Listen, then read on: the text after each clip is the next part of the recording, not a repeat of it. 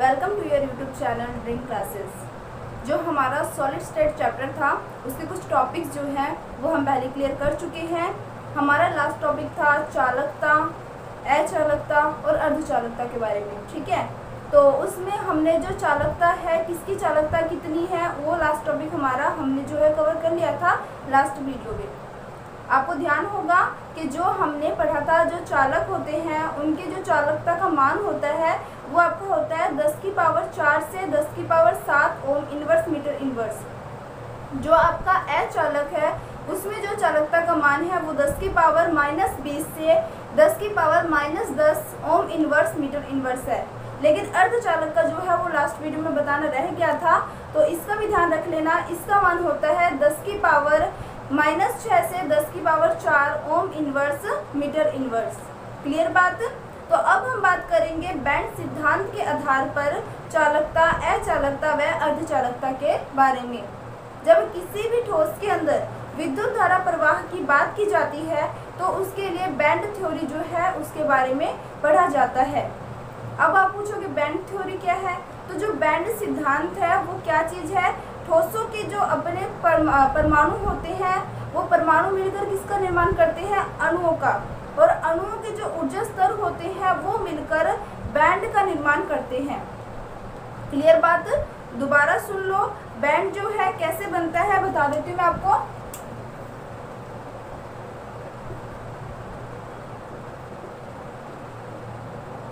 Band सिद्धांत की बात करेंगे या बैंड थ्योरी की बात करेंगे तो आपको पता होगा कि जो परमाणु होते हैं, परमाणु जो है कई सारे परमाणु, मतलब अपने यूँ बोल सकते हैं दो परमाणु आपस में जुड़कर अणु का निर्माण करते हैं। क्लियर बात।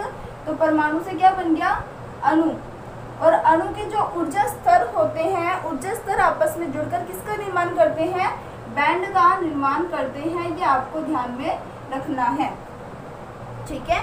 अब अगर अपने बैंड की बात करें तो बैंड जो है आपके दो प्रकार के पाए जाते हैं। एक तो है आपका संयोजकता बैंड और एक होता है आपका चालन बैंड। ठीक है, बैंड कितने प्रकार के हैं, तो बैंड आपके दो प्रकार के हैं। एक तो है आपका संयोजक बैंड या संयोजकता बैंड, इसको ऐसे भी लिख सकते हैं अपने संयोजी बैंड, या फिर इसको लिख सकते हो अपने संयोजकता बैंड। और एक है आपका चालन बैंड। क्लियर बात। अब अपने बात करेंगे संयोजी बैंड, चालन बैंड जो है वो किस प्रकार से व्यवस्थित होते हैं। तो देखो, जो अपने ऊर्जा स्तर की बात कर रहे थे, तो ऊर्जा स्तर आपस में मिलकर बैंड का निर्माण करते हैं। बैंड आपके दो प्रकार के हैं। एक तो होता है आपका इस तरीके से संयोजी बैंड और एक होता है आपका इस तरीके से चालन बैंड। ठीक है। जिस बैंड के अंदर इलेक्ट्रॉन जो होते हैं वो पूरी तरीके से फुलफिल होते हैं, या फिर अपने बोल सकते हैं इलेक्ट्रॉन्स भरे होते हैं, उसे अपने क्या बोलते हैं, उसे अपने बोलते हैं संयोजी बैंड। और चालन बैंड में इलेक्ट्रॉन्स नहीं होते। इन दोनों के बीच में ये जो गैप है वो बताता है इन दोनों के बीच में ऊर्जा स्तर के अंतर को, जो मतलब डेल ई है उसके मान को बताता है। ठीक है। जैसे जैसे ऊपर जाएंगे ई का मान क्या होगा, इंक्रीज होता जाता है। ठीक है। अब देखो यहाँ पर, अब अपने बात करेंगे बैंड के अंदर विद्युत धारा का प्रवाह कैसे होता है। आप देख रहे हो कि संयोजी बैंड में क्या पाए जा रहे हैं, इलेक्ट्रॉन्स पाए जा रहे हैं, लेकिन चालन बैंड में इलेक्ट्रॉन्स नहीं पाए जाते।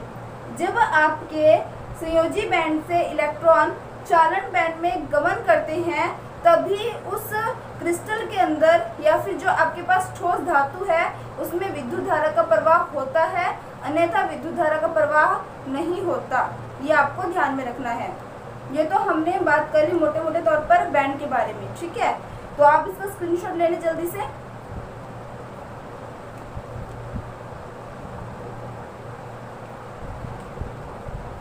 आई थिंक अब तक आपने ले लिया होगा। अब अपने बात करेंगे जो बैंड थ्योरी है वो आपके चालक, अचालक और अर्धचालकों में किस तरीके से वर्क करता है, या किस तरीके से आपके काम आता है। तो सबसे पहले अपने बात करेंगे अचालक के बारे में। जिसे अपने क्या बोल सकते हैं, कुचालक भी बोल सकते हैं। ठीक है, तो जो आपके अचालक होते हैं उनमें जो आपका बैंड होता है वो इस तरीके से होता है।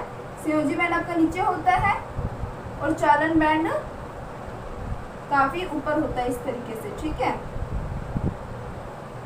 संयोजी बैंड में क्या होते हैं, इलेक्ट्रॉन्स पाए जाते हैं, चालन बैंड में इलेक्ट्रॉन्स नहीं पाए जाते।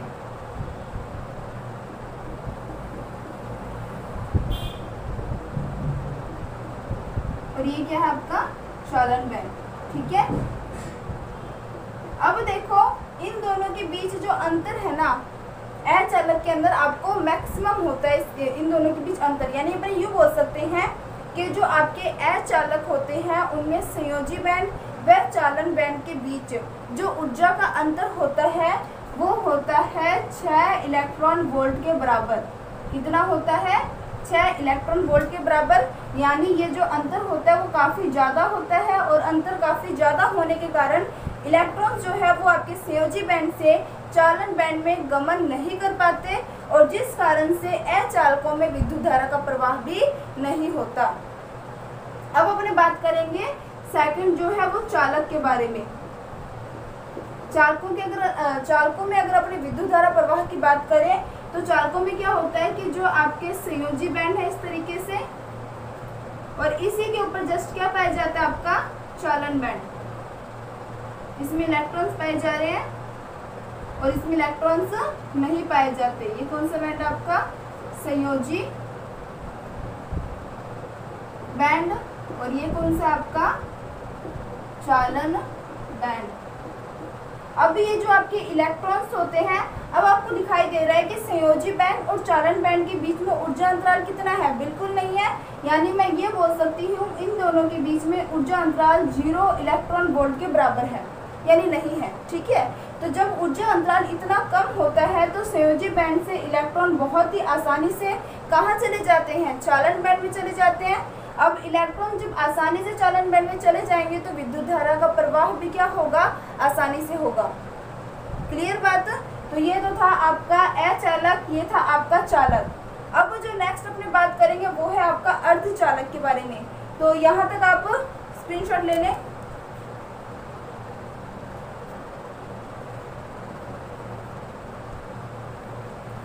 अब तक ले लिया होगा। अब अपने बात करेंगे अर्धचालकों के बारे में। तो जब मैंने आपको अर्धचालकों के बारे में समझाया था तो मैंने कहा था कि जो आपके अर्धचालक होते हैं ये आपके चालक व अचालक दोनों के समान व्यवहार प्रदर्शित करते हैं। यानी इनमें विद्युत धारा का प्रवाह होता भी है और विद्युत धारा का प्रवाह नहीं भी होता। ये बताया था मैंने आपको लास्ट वीडियो के अंदर। तो देखो इसके अंदर जो आपके ये तो हो गया आपके पास चालन बैंड और ये हो गया आपके पास ऊपर वाला तो आपका चालन बैंड है, नीचे वाला आपका क्या है, संयोजी बैंड।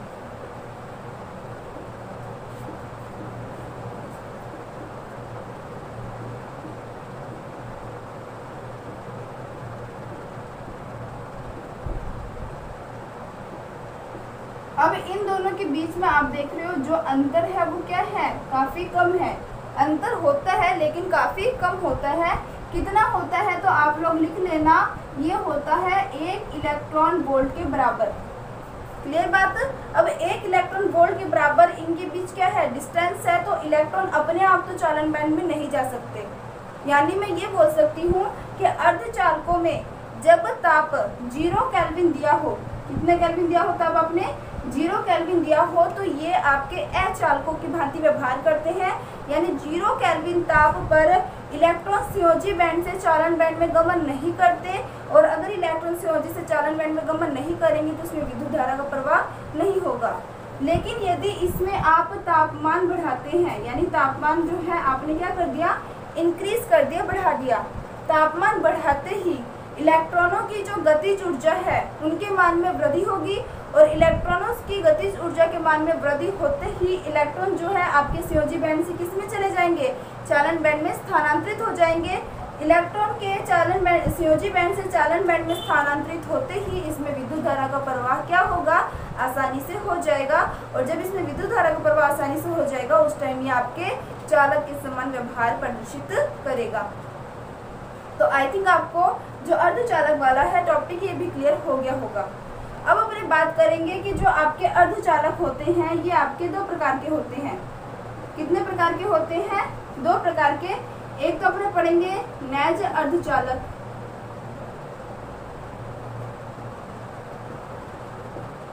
इसे अपने शुद्ध अर्धचालक भी बोलते हैं।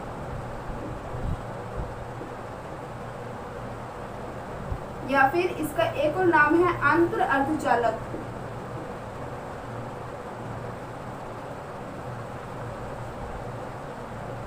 एग्जाम में तीनों में से कोई भी नाम आपका आ सकता है। लेकिन अगर अपने दूसरे टाइप की बात करें तो इसे बोलते हैं अपने डोपिंग अर्धचालक।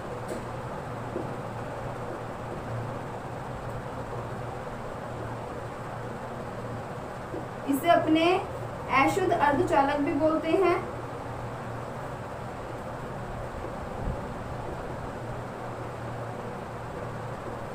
इसका एक और नाम है अपद्रव्यी अर्धचालक।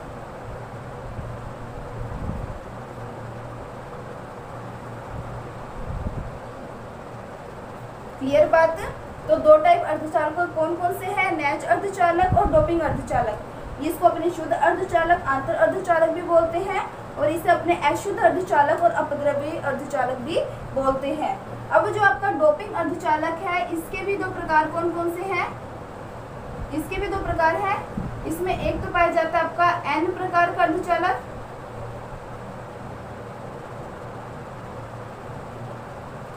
और एक होता है इसके अंदर P प्रकार का अर्धचालक। ठीक है, तो आप लोग इसका जल्दी से स्क्रीनशॉट ले लें, फिर उसके बाद हम बात करेंगे नैज के बारे में और डोपिंग अर्धचालक के बारे में। ठीक है,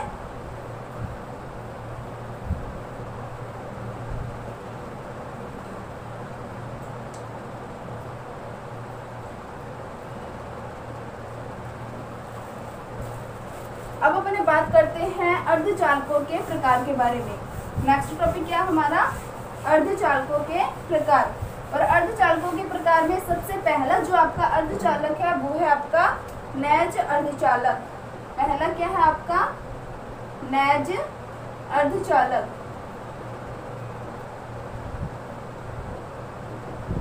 देखो यहाँ पर अगर अपने नैज अर्धचालक की बात करते हैं, ठीक है, तो पहली बात तो अर्धचालकों के अंदर हमने एग्जाम्पल जो है वो बताया था आपको कि सिलिकॉन और जर्मेनियम जो है अर्धचालकों के अच्छे एग्जाम्पल हैं। ठीक है, तो अब नैज अर्धचालक की बात करते हैं तो इसे हम शुद्ध अर्धचालक या आंतर अर्धचालक क्यों बोलते हैं?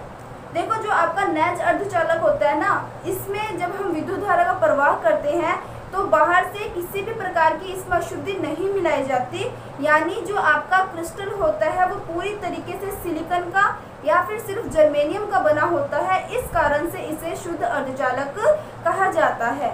अब हम बात करेंगे कि नैज अर्धचालक के अंदर विद्युत धारा का प्रवाह कैसे होता है। तो देखो यहाँ पर नैज अर्धचालक के अंदर आपके पास जो क्रिस्टल है वो किसका बना हुआ है? वो पूरी तरीके से सिलिकॉन का बना हुआ है। इस तरीके से अपने ऐसे करते इसको,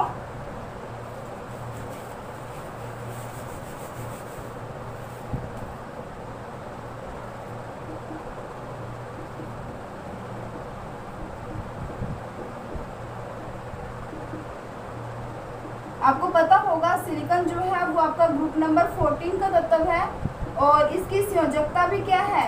4 है। तो आप देख रहे होंगे कि जो सिलिकॉन है वो कितने बॉन्ड बना रहा है? 1 2 3 4। प्रत्येक सिलिकॉन कितने बॉन्ड बना रहा है? 4 बॉन्ड बना रहा है। ठीक है, अब देखो ये जो आपका क्रिस्टल है, इस पूरे क्रिस्टल के अंदर आपको सिलिकॉन के अलावा कोई दूसरा तत्व नहीं दिख रहा होगा। ठीक है, अब इस सिलिकॉन के अंदर अगर अपने इस अर्धचालक की बात करते हैं तो इसमें विद्युत धारा का प्रवाह कैसे होगा? आप बोलोगे कि मैम आपने तो हमें पहले बता रखा है कि किसी भी ठोस के अंदर विद्युत धारा का प्रवाह तभी होगा कि जब उसमें मुक्त इलेक्ट्रॉन पाया जाए। बिना मुक्त इलेक्ट्रॉन के या बिना आयन के विद्युत धारा का प्रवाह नहीं होगा। बिल्कुल सही बात है, बिना मुक्त इलेक्ट्रॉन के या बिना आयन के विद्युत धारा का प्रवाह कभी नहीं हो सकता। तो फिलहाल आप जो संरचना देख रहे हो इसमें विद्युत धारा का प्रवाह कभी नहीं होगा। इसमें हम विद्युत धारा का प्रवाह कैसे करते हैं? तो जो आपके पास सिलिकॉन का क्रिस्टल है, SI का जो क्रिस्टल है, इसमें हम देते हैं ताप यानी हीट। जैसे ही हम इसमें ताप देंगे तो आपको दिख रहा है कि प्रत्येक सिलिकॉन जो है वो सहसंयोजक बंध बना रहा है। ठीक है, जैसे ही आप इसमें ताप दोगे तो यहाँ पर जो आपका सहसंयोजक बंध बन रहा है, फॉर एग्जांपल समझो कि यहाँ पर ये जो आपका सिलिकॉन है, ठीक है, सहसंयोजक बंध यानी जब दो परमाणु आपस में इलेक्ट्रॉन का साझा करके बंध बनाता है तो उसे सहसंयोजक बंध बोलते हैं। और यहाँ पर प्रत्येक बंध क्या बंध है, यहाँ पर सहसंयोजक बंध बना रहा है। ठीक है, अब जैसे आप इसको हीट दोगे, हीट देने के कारण जो ये बॉन्ड है वो क्या हो जाएगा, ब्रेक हो जाएगा यानी टूट जाएगा। जैसे ये बॉन्ड टूट जाएगा तो बॉन्ड के टूटते ही यहाँ पर आपको दो मुक्त इलेक्ट्रॉन दिखाई दे रहे हैं इस तरीके से। एक मुक्त इलेक्ट्रॉन यहाँ बन गया, एक मुक्त इलेक्ट्रॉन यहाँ बन गया। और जैसे ही इसमें मुक्त इलेक्ट्रॉन बनेंगे तो ऑब्वियस सी बात है इसमें विद्युत धारा का प्रवाह भी क्या हो जाएगा, शुरू हो जाएगा। क्लियर बात। तो अनैच अर्धचालक जो है उसको शुद्ध अर्धचालक इसीलिए कहा जाता है क्योंकि इसमें बाहर से विद्युत धारा प्रवाह के लिए किसी प्रकार की कोई अशुद्धि नहीं मिलाई जाती है। दूसरी बात, इसमें विद्युत धारा का प्रवाह किसके कारण होता है, मुक्त इलेक्ट्रॉन के कारण होता है। और मुक्त इलेक्ट्रॉन कैसे बनता है, जैसे ही हम इसमें ताप देते हैं, ताप देने के कारण जो सहसंयोजक बंध होता है दो सिलिकॉन के बीच में वो ब्रेक हो जाता है, वो टूट जाता है। बंध के टूटते ही आपके मुक्त इलेक्ट्रॉन बनते हैं और उस मुक्त इलेक्ट्रॉन के कारण विद्युत धारा का प्रवाह शुरू हो जाता है। यहाँ तक क्लियर। अनैच अर्धचालक वाला आपको समझ आ गया होगा। अब हम बात करेंगे नेक्स्ट जो हमारा टॉपिक है वो है डोपिंग अर्धचालक। यहाँ तक क्लियर, स्क्रीनशॉट भी आपने ले लिया होगा।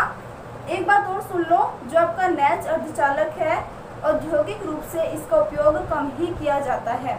जो हम दूसरा डोपिंग अर्धचालक की बात करेंगे, डोपिंग अर्धचालक का उपयोग जो है वो सबसे ज़्यादा किया जाता है। क्यों किया जाता है वो भी मैं आपको बताऊंगी।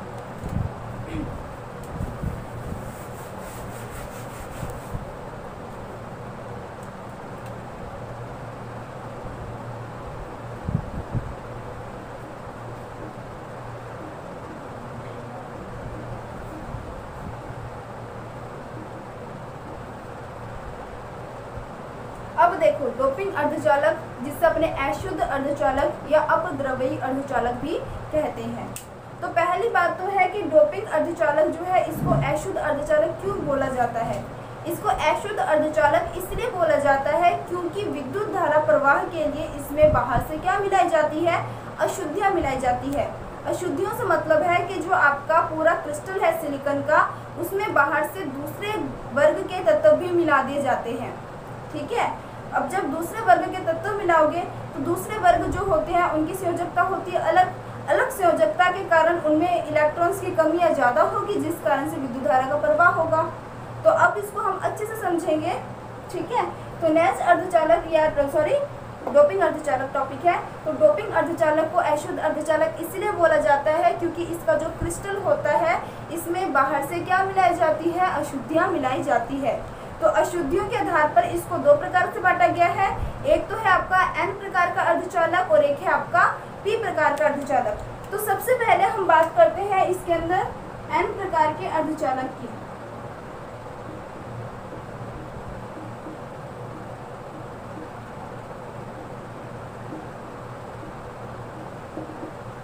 जो आपका N प्रकार का अर्धचालक है, ठीक है, N प्रकार के अर्धचालक में क्या किया जाता है कि आपके पास इस तरीके से क्या है, सिलिकॉन का क्रिस्टल है।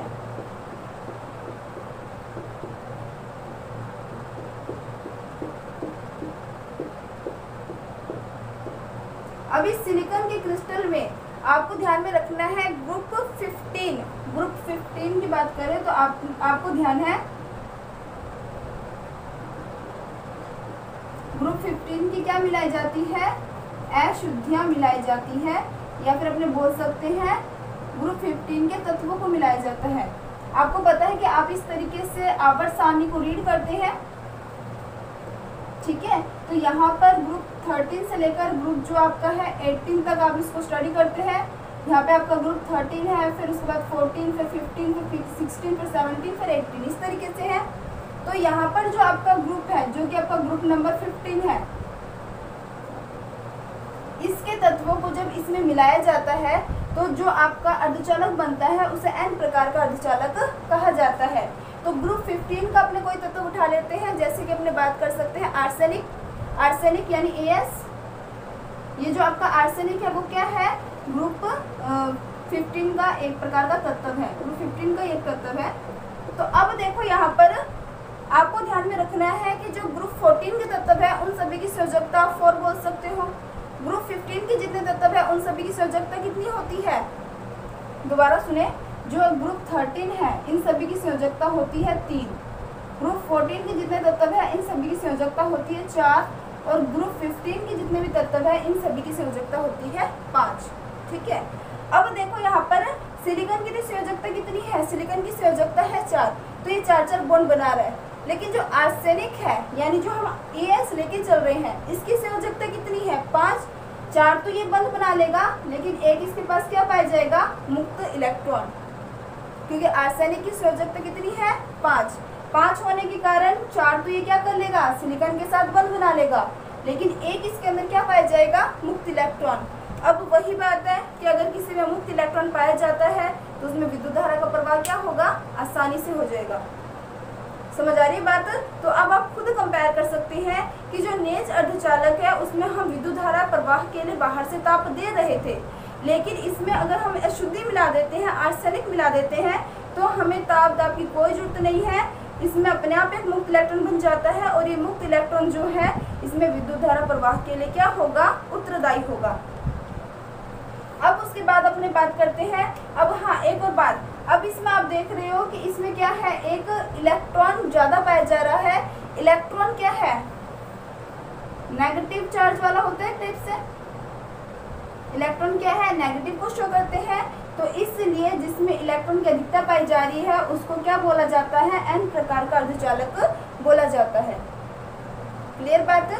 अब उसके बाद अपने बात करते हैं, जो आपका नेक्स्ट टॉपिक है वो है P प्रकार का अर्धचालक।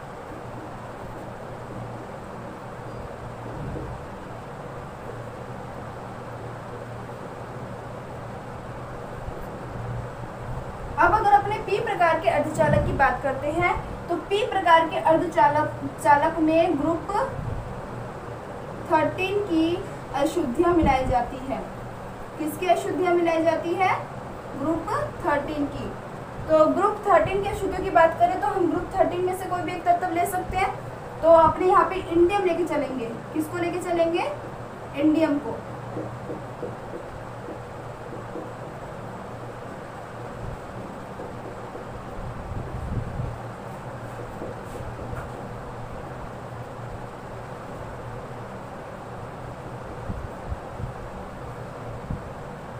अब देखो यहाँ पर,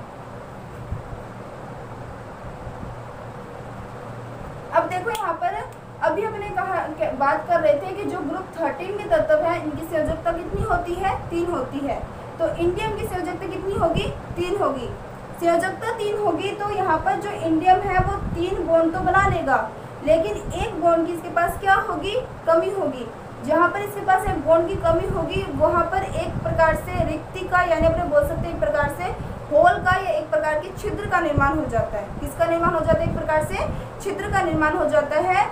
पर सिलिकॉन जो इसके पास वाला है इसने 3 तो बंद बना लिया, लेकिन एक इसके पास क्या बन रहा है, फ्री इलेक्ट्रॉन बन रहा है। ठीक है, अब यहाँ पर तो आपके पास है हॉल यानी छिद्र, और यहाँ पर आपके पास क्या है, इलेक्ट्रॉन। अब आप देखोगे कि ये जो इलेक्ट्रॉन है ये सोचता है कि इस हॉल को भर दे। क्या सोचता है, इलेक्ट्रॉन इस हॉल को भर दे। जैसे ही इलेक्ट्रॉन आपका यहाँ पर जाएगा तो यहाँ पर तो आपका इलेक्ट्रॉन आ गया, लेकिन पीछे क्या बन गया, आपके पास हॉल बन गया। समझ आ गई बात। फिर उसके बाद नेक्स्ट क्या होता है कि जो यहाँ पर आपका ये जो आपका यहाँ पर अपने यूँ बोल सकते हैं कि इसके पास भी आपके पास इलेक्ट्रॉन है। इस तरीके से मान लो आपके पास इसके पास भी इलेक्ट्रॉन है, तो ये जो 7 वाला इलेक्ट्रॉन है ना वो इसके पास जाएगा। ठीक है, ये 7 वाला इलेक्ट्रॉन जो है वो इसके पास जाएगा और इस हॉल को भर देगा। तो यहाँ पर क्या बन जाएगा, एक हॉल जनरेट हो जाएगा। यानी मेरे कहने का मतलब ये है कि जो हॉल है ना वो पूरे क्रिस्टल में घूमता रहता है, क्योंकि जहाँ हॉल बनेगा 7 वाले इलेक्ट्रॉन सोचेगा कि उस हॉल को भर देते हैं।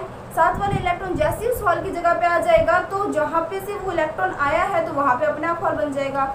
ऐसे ही इस तरीके से पूरे क्रिस्टल के अंदर जो है हॉल जो है घूमता रहता है और हॉल के कारण इसमें विद्युत धारा का प्रवाह होता है। क्लियर बात। तो आपको ध्यान में रखना है कि इसमें विद्युत धारा का प्रवाह हो रहा है मुक्त इलेक्ट्रॉन के कारण, और इसमें विद्युत धारा का प्रवाह हो रहा है हॉल के घूर्णन के कारण, हॉल की गति के कारण पूरे क्रिस्टल के अंदर। ठीक है, तो ये भी क्या है, एक प्रकार की इसमें हमने क्या की है, बाहर से शुद्धि मिलाई है, और इसमें भी हम बाहर से क्या कर रहे थे, अशुद्धि मिला रहे थे। तो ये दोनों ही क्या है, आपकी अशुद्धि मिलाने से हुई है, तो इसलिए इसे अपने डोपिंग के अंदर रखते हैं। और इसे पी प्रकार का इसलिए बोला जाता है क्योंकि यहाँ पर ये जो हॉल है ना, हॉल जो है इसको अपने पॉजिटिव मान लेते हैं। क्या मानते हैं, पॉजिटिव।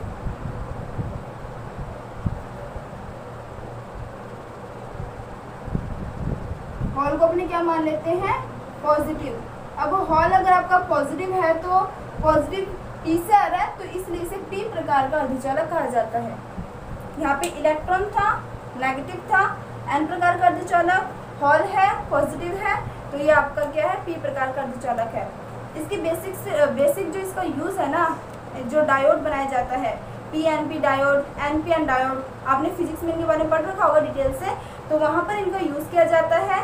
साथ ही साथ जो सोलर सेल की जो प्लेट्स वगैरह होती है ना, जो सूरज की किरणों से विद्युत का उत्पादन किया जाता है, वहाँ पर भी एन प्रकार के, पी प्रकार के अर्धचालकों का या फिर इनके डायोड जो होते हैं उनका उपयोग किया जाता है। क्लियर बात। तो इसलिए औद्योगिक दृष्टि से इनका ज़्यादा महत्व है, ना कि नेज अर्धचालक का। ठीक है, तो ये आपको ध्यान रखना है। तो मेरे हिसाब से जो आपका डोपिंग अर्धचालक वाला टॉपिक है आपको अच्छे से क्लियर हो गया होगा। आप स्क्रीनशॉट ले सकते हैं इसका।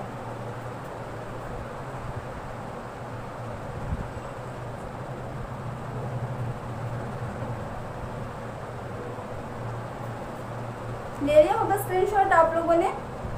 तो अगर आपको कोई डाउट रह जाता तो आप लोग कमेंट कर सकते हैं। वीडियो पसंद आए तो लाइक शेयर करना, और चैनल पे नए हैं तो चैनल को सब्सक्राइब करना मत भूलना। Thank you.